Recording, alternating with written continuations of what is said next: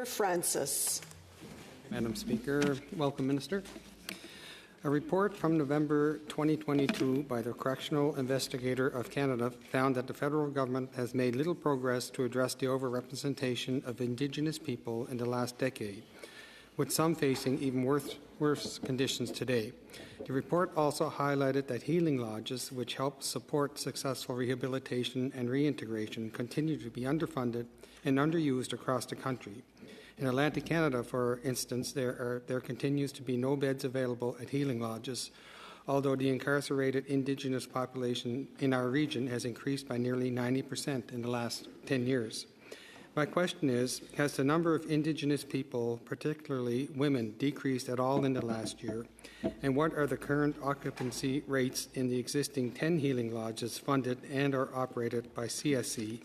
And are there any plans to build Indigenous-run healing lodges in Atlantic Canada or elsewhere? And if so, where and when? Minister. I want to thank you, Senator, for the question, and just to foreshadow where I'm going, we will get you those exact numbers and provide them to you and to the rest of your colleagues in this chamber.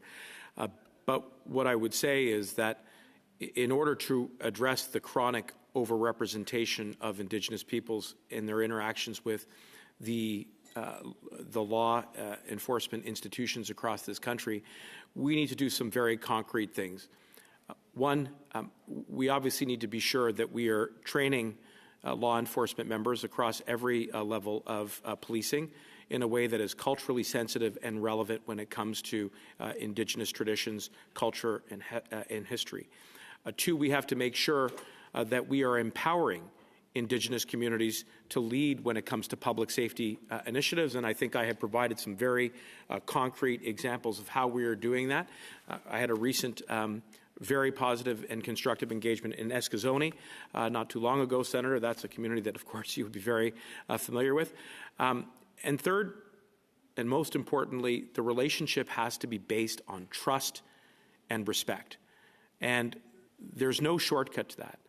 It requires direct engagement, and it requires ensuring that we create the space that is necessary for Indigenous peoples and communities to lead these reforms and change themselves. And that is precisely the work that I'm committed to doing.